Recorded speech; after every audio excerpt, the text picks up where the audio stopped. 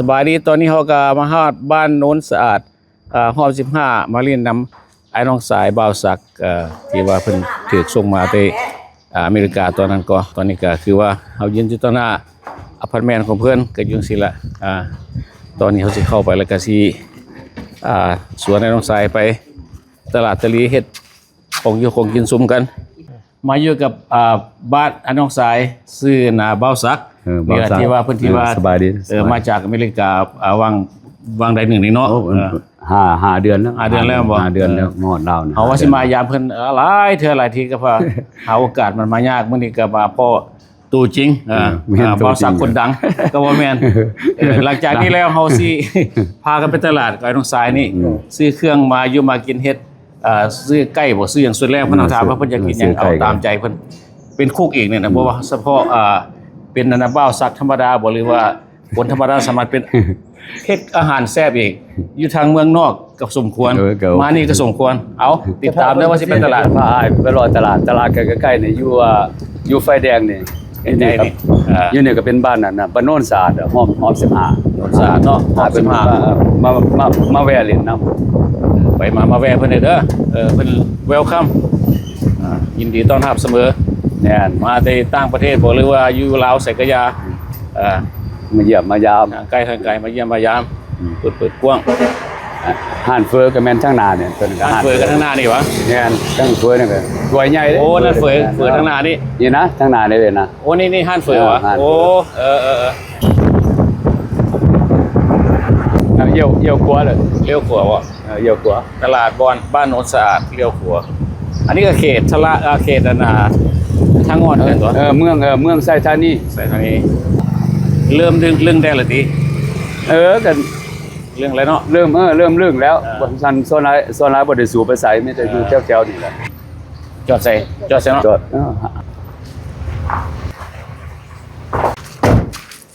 โซเฟอร์ท่านสิสุเหร่าขับรถก็ถือว่าผ่านธรรมดาแต่โซเฟอร์มาจากเมืองนอกอยู่เนี่ยก็มีไก่หลังจากมีปลาปอกปลาปิ้งมีขนมข้าวเหนียวเนี่ยไปเอาตัวสดก่อนตลาดนี้มาเลยว่าสักมาเลยตลาดเจ้าแม่นมาเลยมันไกลเนาะอยู่ใกล้ๆนะตลาดใกล้ๆนี่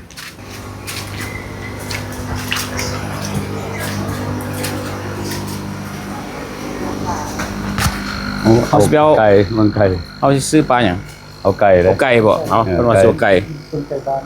ต้มไก่ต้มไก่บ้านบ่เอาไก่นะเอาขายยังไงนี่ขาย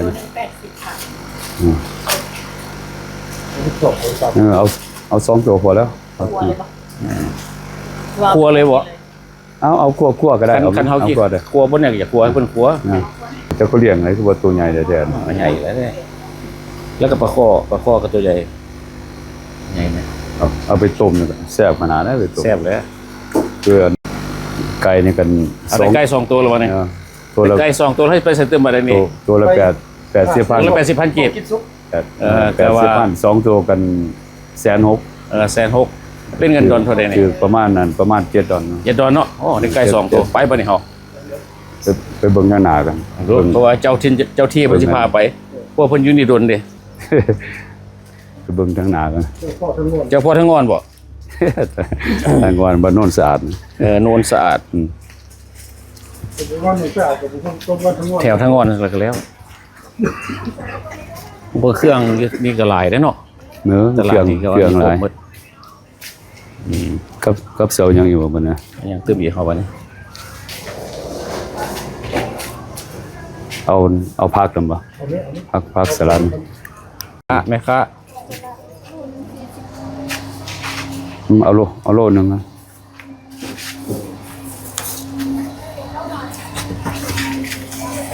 พ่ออยู่วะนี่ได้นั้นผักมันเบาเลยเนาะสิได้หลายไปนี่ผักมันเบาเลยกระปุ่นเนี่ยก็ซื้อเลยเนาะมันจะบ่ได้กลับไปกับมันเอาเลยมีแล้วเอาเลยเจ้าเนี่ยก็ได้มาแล้วก็เอาแล้วเลย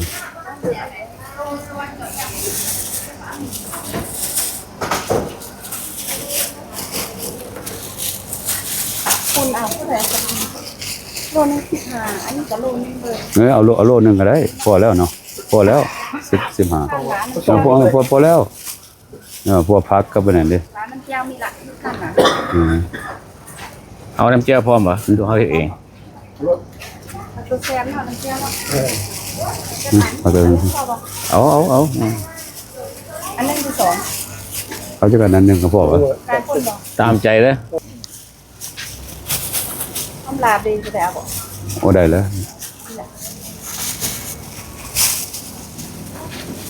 ครับตัวนี้ได้2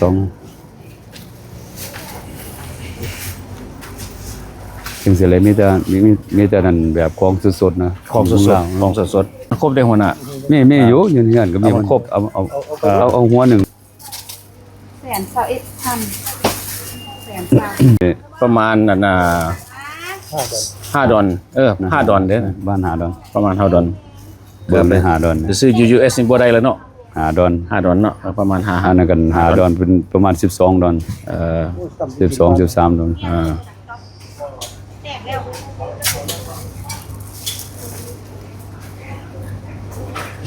ใจหลาย ใครอยู่ มีแต่ไปซื้อปลาแล้วก็แล้วเนาะ ท่านเราใครดอกเพราะว่าเรามักสำนาญเรื่องหิวเครื่องอยู่แล้ว ไปซื้อ ไปกับ ซื้อปลา ไอ้เพชรมื้อนั้นก็เพิ่นก็แบบนี้แหละ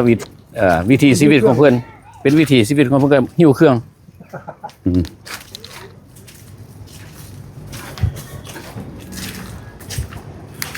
วันนี้เพิ่นสิไปเอาปลาบัดนี้ก็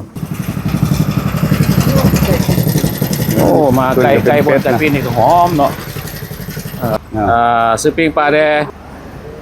โอ้บักหลายเอาบัดนี้เลือกเอา เอาตะพวกกินเด้เอาตะพวกกินนะพอบ่ มูลที่ป่าที่ ปลาทบ มันมีตรงในจะได้หัก โอ้เพิ่นพบเรียบร้อยแล้ว เขาไม่หยิบไปหนึ่งเราสั่งสั่งตัวเขารถตัวนี้ ได้แล้วได้แล้ว เฮาก็เอาตัวที่2แล้วเดี๋ยวตัวนี้ก็แล้ว คนละสั่งหมดเลยเนาะ เดี๋ยวข้าวเหนียวจะสิกินบ่ข้าวเหนียวครับ เขาเดียวกับพี่แล้วเขาเดียวกัน เอาน้อยเอาน้อยนึงก็ได้พวกคนมากิน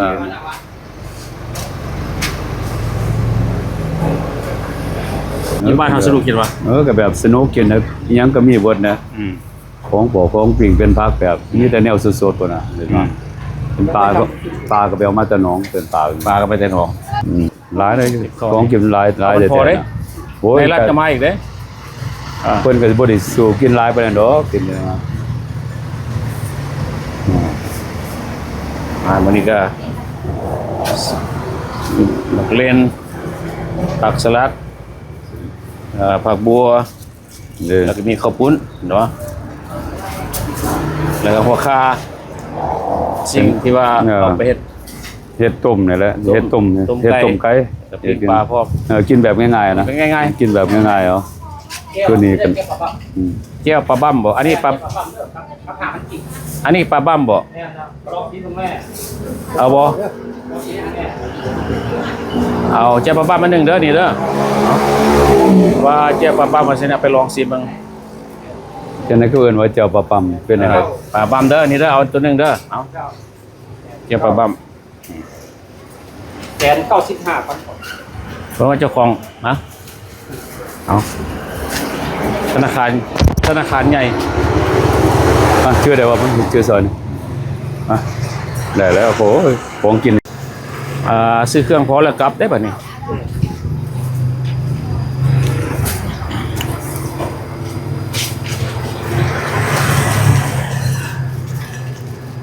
ก็เดินได้หลายเดี๋ยวแท้เนาะงง หลายแล้ว ขนาดย่างมา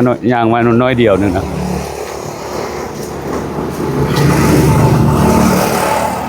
เป็นร้อยหนึ่งพวกกล้าเข้าตลาดได้เดียว โอ้บ่ได้ มาฮอดรถประจำตำแหน่งเขาแล้วบัดนี้นะก็คือ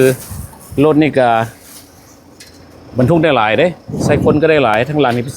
10แต่ว่าทางหน้ามันได้แต่2คนรถคันนี้นะ คนเครื่องคน ท่าน ของ สีสุเหร่าสิเป็นโซเฟอร์ อันนี้เป็นรถเดฮั่น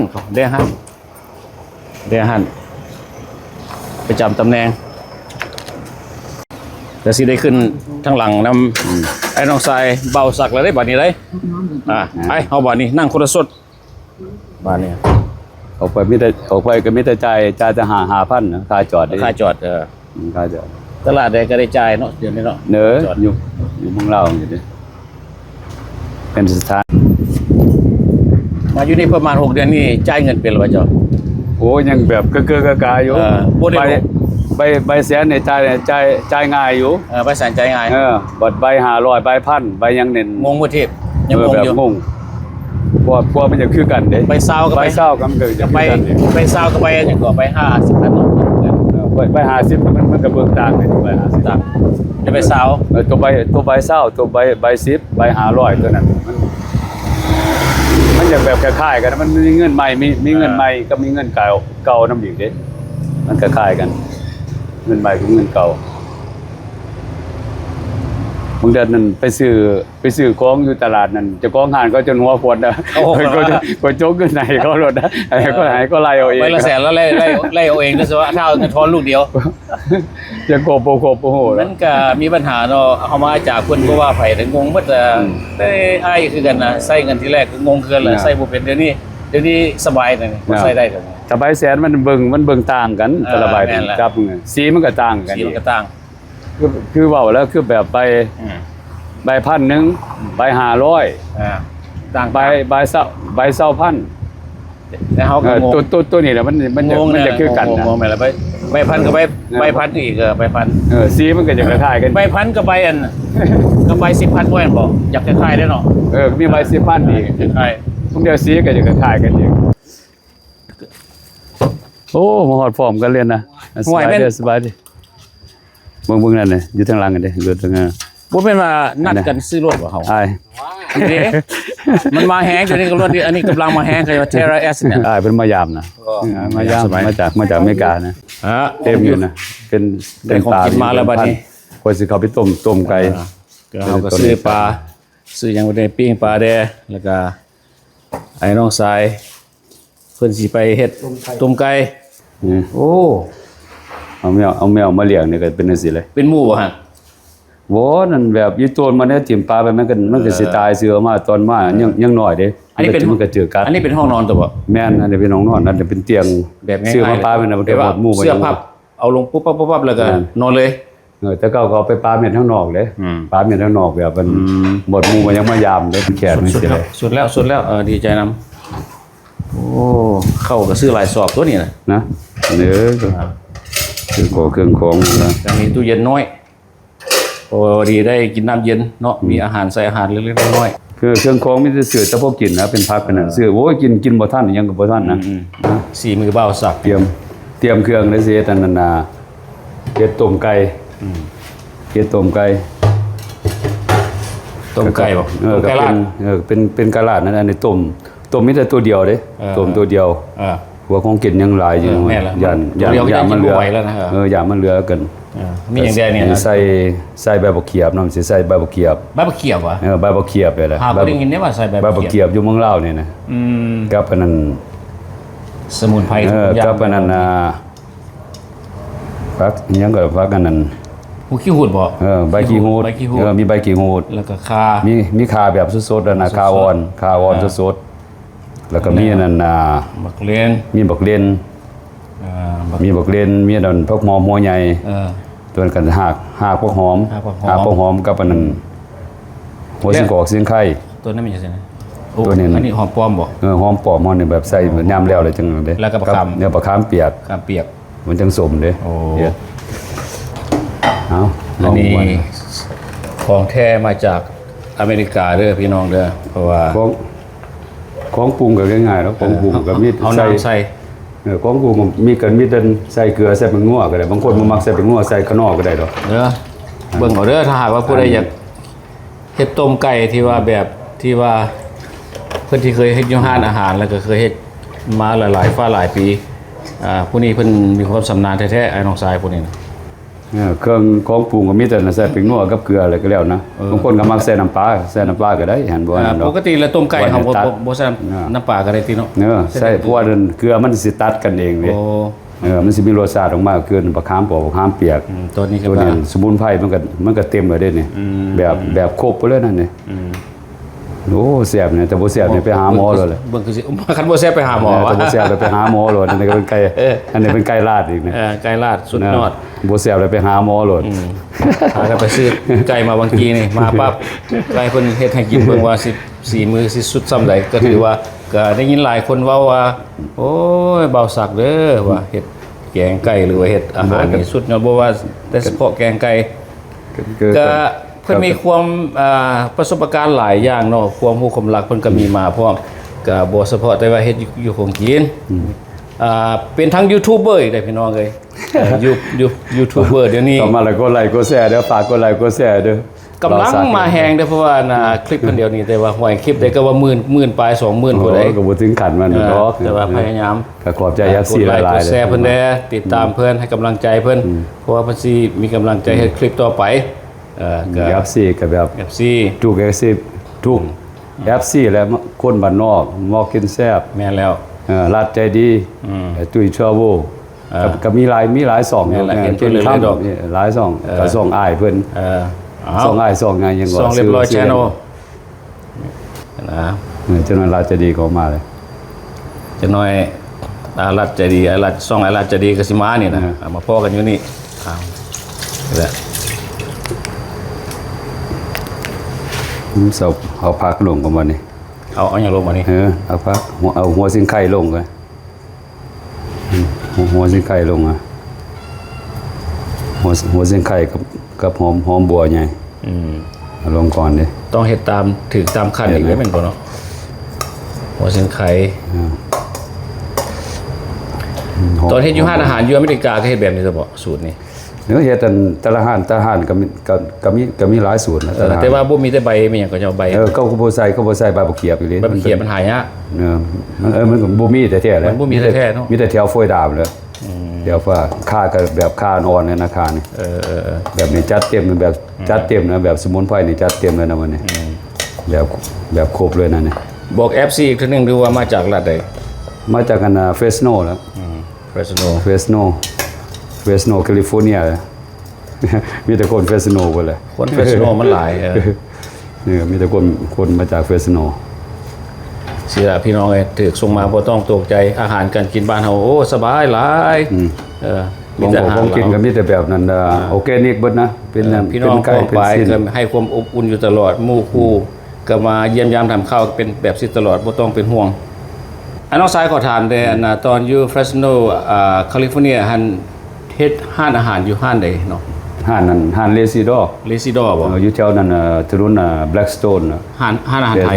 บ่ ห่านอเมริกา อเมริกา พวกว่ามันเป็นห่านใหญ่ได้เป็นแบบนั้นสาขาใหญ่ได้แบบแฟรนไชส์ได้มากันห่านหนึงก็มันกับมีประมาณอยู่ทางในก็นั่นเป็นสเตชันนะมันก็สิมีแบบมัน6สเตชันนะ โอ้จะเป็นเชฟบ่ แม่นเป็นแซ่บก็เฮ็ดแบบมันหมวดนั่นน่ะสเตอร์ฟรายอาหารจีน โอ้ แบบของพาว เฮ็ดได้หลายแนว ชิคเก้น จังซั่นนะ เทริยากิ โอ้ ผัดดอกผัดไทยเฮ็ดเก่ากัวเก่าผัดชิคเก้นแรปยังต่อไปก็เป็นอันนั้นอัปเปอร์ไทย ได้หลายแบบ อัปเปอร์ไทยก็เป็นแบบหมวดอันดีฟายแบบปเทโรแบบไก่แบบหยังกันเป็นฮอทดอกเป็นนั่นหลายแนวอีกตัวหนึงก็เป็นนั่นน่ะเป็นแบบสลัดต่อไปนะสเตชันตัวหนึงก็เป็นแบบสลัดนะสลัดกันมีหลายสลัดนะสลัดไทยสลัดนั่นแบบหลายนะ แบบ อีกตัวต่อหนึงก็เป็นอันนั้นน่ะเป็นแบบมันเป็นแบบพาสต้านะ แบบพาสต้า พาสต้าเป็นแบบอาหารนั่นหมวดนั้นอิตาเลียนนะมีหลายพาสต้าอย่างต่ออีกตัวหนึงไปก็เป็นนั่นเป็นเกี๊ยวเป็นแบบแฮมเบอร์เกอร์แฮมเบอร์เกอร์ก็มีหลายแนวหลายชนิดแฮมเบอร์เกอร์ก็ มาอยู่ลาวนี่เรื่องอาหารลาวหลายเลยที ก็เรื่องแล้ว เรื่องแล้วเนาะ อยู่ไสก็อยู่ยากอยู่ กินอา ง่า หาร ย ลาว อยู่ง่ายเพราะซักกันบ่ยากดอกเรื่องกินยังกินยังไปก็แล้วบ่ยากนะ สบายเขาอยู่อเมริกาเขาก็กินอาหารลาวเขาอยู่แล้วอยู่กัน แบบธรรมดาเลยนี่ของปรุงกันของปรุงบ่ได้ยากนะของปรุงบางคนบ่มักใส่น้ำปลาก็ใส่เกลือก็ได้ตัดเอานะอันส่วนหลายบ่มักซิมเนาะบ่มักซิมเนาะปรุงมีแต่กาวซื่อแล้วก็แล้ว ตัว นะ นี้มันเกลือตัว ตัวนี้เป็นเกลือตัวนี้ท่านบ่เข้มปานใดเด้นี่อันบ่สู่บ่ถึงขั้นแบบเข้มปานใดนะนี่บ่ถึงขั้นเข้มปานใด เฮ็ดป่นเฮ็ดแจ่วเฮ็ดหยังเป็นเบิดว่าเจ้า เป็นแกงหนูหมอแกงอะไรตำหัวกระมูนี่เป็นเบิดเลยตัวนี้เป็นนัวใส่หน่อยก็แซ่บน้อยใส่หลายก็แซ่บ แซ่บห ห ลา ลาย ย แซ่บหลาย นะใส่หลายก็หัวล้านอีก โอ้แม่นว่าหัวล้านบางคนจะว่าหัวล้าน นี่ก็ใส่บะขามเปียกอยู่นี่ ข้าวเปียก ใส่ขามเปียกเฮ็ดแบบง่ายๆนะกินจังสิอาหารเรา แล้วเฮาถ้ามันอันน่ะฟุดแล้วก็เอาไก่บ่นะไก่ ถ้าน้ำมันฟูดแล้วเอาไก่ลงนะไก่ก็เป็นไก่ตัวหนึงนะเป็นไก่ลาดจังซี่แหละ เป็นไก่ลาด ไก่ลาดอยู่เมืองลาวนะซื้อมาก็ตัวหนึงกัน80,000นะเอาไก่ถอกลูกเลยนั่นน่ะ พวกดีเต็มหม้อเลยนะจังว่าเฮ็ดแบบพวกดีกินแบบใส่2ตัวนี่ไปบ่ได้เลย ไปบ่ได้แล้วเนาะโอ้หลาย หลาย หลายกินบ่เบิดดอก ตัวนี้ก็เป็นนั่นน่ะใบบักเขียบเลยนี่ เขียบ เอาตัวยอ อัน ด นี้ครั้งแรกสิได้กินอันน่ะแกงไก่ใส่ใบมะเขียบ โอ้แซ่บ บ่เคยได้ยินจักเทื่ออีกมื้อนี้แหละเด้อ มันนั่นหายากซื้อส่วนหลายอยู่บนบ่มีนะมีแต่นั่นน่ะมีแต่บางรัฐจะซื้อมีน่ะมีแต่บางรัฐคือแบบขึ้นไปแถวโฟยดาดก็มีอยู่ก็มีอยู่ คนเฟรชโนนี่สิฮู้เจ้าหลายดิ อันใดก็ คนเฟรชโนนี่สิฮู้เจ้าหลายบ่ โอ้ก็อยู่นั่นกันแต่ปี85 เออก็สิบ่ฮู้หลายบ่สมควรเนาะ ก็แบบก็ ว่า ก็แบบ เบาสักนี่เรียกว่าเกือบทุกคนแล้วเนาะ หมวดหมู่ก็แบบเกือบเบิดคู่รัฐเลยหมู่ก็เกือบเบิดคู่รัฐก็ฮู้หลายอยู่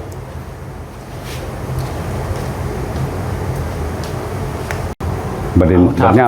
ดยามสิแล้วพุ่นน่ะจนจังเซาในลงน่ะเขาลงเนี่ยมันสิเปื่อยเด้ เป็นบักเรียนมันยังมันสิเปื่อยแบบมันสิเละไปเลยนะกาบ่สิแล้วมันจังเอาบักเรียนลงนี่บักขามเปียกยังก็ลงมันปรุงบัดเดียวแล้วก็แล้วแล้วนะ ท่านศิสุเหล่าโบมีคำถามเรื่องอาหารการกินว่า บ่กำลังนี่ โอ้น่ากินได้บัดนี้เนาะ โอ้แบบสมุนไพรเวียนมาแบบกันแบบเครื่องของแบบของปรุงยังแบบถึงเลยดับพวกดับ เขา กิน ต้องมีเครื่องถึง แม่น คันบ่มีเครื่องถึงก็บ่แซ่บ ใส่บักขามบวกขามเปียกใบบักกอกบักปูดบักเน่าข่าอ่อนใส่ไปเลยหลังจากมันสิสุกแล้วจังนั้นเอาบักเรียนลง เอาน้องซ้ายขอถามแต่คือว่าเฮามาอยู่ลาวสิเฮาคิดว่าสิบ่มีโอกาสได้กลับไปอเมริกาสิเฮาบ่คิดว่าอยากได้ลูกได้เมียได้ว่าอยากสร้างครอบครัวบ่ ก็คืออยากได้อยู่มาเนี่ยก็แบบเฮาก็พึ่งมาได้เฮาก็สิมาสร้างเนื้อสร้างโตได้มาก็ต้องได้ตั้งหลอกตั้งรักเด้ออันเรื่องเมียกันแซวอยู่หั่นแบบถือคนแบบคนหาคน จริงใจ อยู่นํกันแบบคนจริงใจได้กัน นั่นแหละ ก็แซวจะเอาอยู่หั่นเอามาเดี๋ยวนี้ก็บ่มีเงินบ่มีค่ำเอามายังมันก็ยากเลยเฮ็ดนั่นเฮ็ดนี่มันยากเลยมาตรงแบบเนาะตรงในเลี้ยงอะไรเทกอกแก่ๆเขา ต้องให้มัน มาแบบมันต้องโคบ เฮาก็บ่ทันมีหยังเนาะ แม่นตรงโคบเลยมาหอดหน้ามันนั่นสิเป็นไปเองเนาะคนเนาะ แล้วมันนี่เรื่องเวียกเรื่องงานท่านมาอยู่4-6 เดือนนี่ได้ไปเฮ็ดเหตุการณ์หาเงินหาคำบ่หรือว่าอยู่แบบง่ายๆไปซะก่อนแบบธรรมะยังบ่ทันคิดบ่หรือว่าแนวใด ก็แบบเป็นอยากพักผ่อนหน่อยหนึงนะเพราะว่าอยู่อเมริกาเนี่ยเบาซะก็บ่ได้แบบบ่ได้เคยพักผ่อนจักเทื่อบ่เคยมีvacationจักเทื่อนะมาเนี่ยก็เป็นแบบเทื่อแรกนะแบบแบบเทื่อแรก เฮ็ด นะ แต่เวียกเนาะเฮ็ดแต่เวียกในอเมริกา เฮ็ด บ่ เวียก 40กว่าปีบ่อยู่เพิ่น เฮ็ดเวียกเนี่ย6มื้อเฮ็ดเวียกเนี่ยแบบ6มื้อนะแบบบ่ได้พักบ่ได้ผ่อนแต่บ่เคยมีvacationจักเทื่อนะมาก็แบบอยากพักผ่อนอยู่อันเวียกงานกันมีหลายดอกนี่แต่ก็มีคนออฟเฟอร์ให้มีคนซอยดอกซอยเหลือ อยู่ลาวนี่ ก็ขอพักผ่อนซะก่อน ก็มีแบบอยากพักผ่อนน้อยหนึงก่อน ได้เวลาแล้วเนาะเวียกงาน หอยบ่สักอันน่ะอายุเจ้าประมาณเท่าไหร่50ปลายบ่ 54-55ปี โอ้แล้วบ่เคยเล่มลูกเมียเคยมีบ่ บ่เคยมีจังเทื่อบ่เคยมีลูกมีเมียจังเทื่อ บ่เคยมีเมียมีลูกจักเทื่อ บ่เคยมีลูกมีเมียจังเทื่อ โอ้บัดมาจากมาฮอดลาวอยากได้ลูกได้เมียมันเป็นจังไดเจ้านี่อธิบายให้หมู่ฟังดู ถ้าฮอดยามมันเป็นไปได้ฮอดยามเวลามันฮอดยามเอาก็เอาแหละฮอดมันต้องแบบเป็นเวลาแบบเป็นเนาะถ้าสว่าเหมาะสมนะแบบเตรียมนั่นเตรียมนี่คือเว้าแล้วเอาเข้ามามันก็รู้สึกกันสิแบบสิยุ่งยาก สิได้มาเอาเมียอยู่ลาวบุญวาสนาของเพิ่นบ่หยังว่าสาวได้เนาะนี่เนาะสิเป็นผู้โชคดีเนาะนี่เนาะ ซิมมันก่อน เขาว่าบุญวาสนา แม่นคนเฮาบัดยามสิได้กันก็ได้กัน บัดสิได้เมียสิได้มาอยู่ลาวอยู่อเมริกาก็มีหลายบ่เอาเล่นบัดนี้ก็สุดท้ายบ่บัดนี้ เนี่ยบักเล่นเอาบักเล่นลงบัดนี้ แล้วอันนี้สุดท้ายได้พักให้ เพราะว่าถ้าเอาบักเล่นลงก่อนเพราะว่ามันสิเปื่อยแบบมันสิเละไปเลยนะ ถ้าบักเล่นสุกอีกน้อยนึงก็แบบ โอ้ แบบดับไฟนะเพราะว่าไก่ตัวนี้บ่ได้มาจะต้มโดนไก่นี่ไก่นี่บ่หาจะต้มโดนเลยเป็นไก่ลาดนี่แบบสีนมันแบบน่ะแบบเปื่อยเลยนะ อีกแล้ว เอาเด้อเบิ่งเด้ออ้ายเพิ่นสิซิมให้เบิ่งเด้อเพิ่นสิซิมให้เบิ่งบวงกับบวงน้อยๆบ่แม่นบวงใหญ่ดอก อันนี้บ่วงธรรมดาบ่วงบักพร้าว เออ บ่วงบักพร้าวพอเฮาเคยใส่บ่วงบักพร้าวเดี๋ยวตะกี้ อันนี้บวงน้อย แบบ อันคักเว้ยเพราะว่าสิเลย เพราะว่ารสชาตินี่อ้ายมากแบบให้มันส้มๆ ส้มส้มพอส้มมะขามส้มมะขามเปียกอีก แล้วก็บ่มีกลิ่นน้ำปลาอีก เนี่ย สุดยอดเลยมัน บ่เข้มบ่ บ่ เข้มบ่จาง ดีเลย แบบไปได้นะว่าเครื่องของปรุงนั่นน่ะสมุนไพร สุดยอดเลย สมุนไพรก็แบบเต็มเลยนะตัวนี้เนี่ย ครับสุด แบบเต็มเลยนั่นน่ะ เครื่องเต็มเลยเนาะ เครื่องของนี่เต็มหมดเลยนะเพิ่นก็จะนอนกันแล้วเลยสิได้สิได้หมดไฟจน